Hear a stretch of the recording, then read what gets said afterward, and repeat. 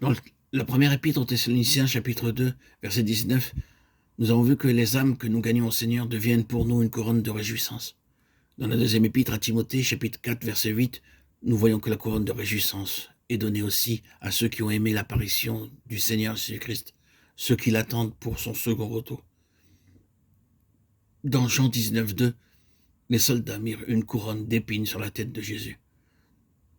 En agissant de la sorte, il n'y a pas de couronne d'épines pour nous, mais nous devons accepter de souffrir l'opprobre pour le Seigneur Jésus-Christ sur terre et ne jamais être honteux de faire ce que Dieu nous dit.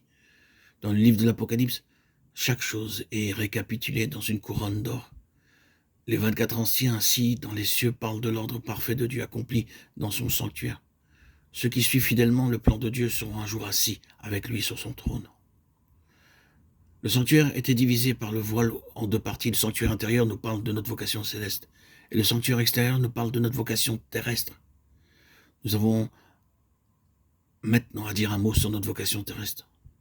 Nous avons vu que chaque planche avait 10 coudées de longueur. Le numéro 10 dans la Bible est le nombre de la maturité. La maturité spirituelle est la responsabilité atteinte au travers de tests et d'épreuves. Ce sont ceux qui sortent triomphants de ces 10 jours de tribulation qui recevront la couronne de vie. Apocalypse 2.10. Lorsque vous êtes préparé à traverser épreuves, tribulations, sans retourner en arrière, alors vous êtes préparé pour la couronne. La maturité spirituelle ne vient pas par le savoir intellectuel, vous pouvez avoir beaucoup de véritables connaissances. Mais c'est seulement après des privations, épreuves et tribulations que nous venons spirituellement mûrs et votre vie sur terre est votre terrain d'entraînement. Dans le livre de la Genèse, nous voyons comment Jacob dut traverser une épreuve de 20 années dans la maison de son beau-père. Celui-ci avait pensé le décourager, mais Jacob sortit triomphant. Ainsi, le nombre 10 nous raconte que cette maturité ne vient à nous que par l'intermédiaire de tests et d'épreuves. Dans les 5 terribles tempêtes, Job perdit tout ce qu'il avait, ses enfants, sa possession, sa propre santé même. En 10 mots amers, sa femme lui reprocha 10 fois, il fut repris. 9 fois ses amis le reprirent au lieu de le réconforter. Mais la 10e fois, Dieu lui-même reprit Job. Par cette expérience, Job atteignit la maturité spirituelle.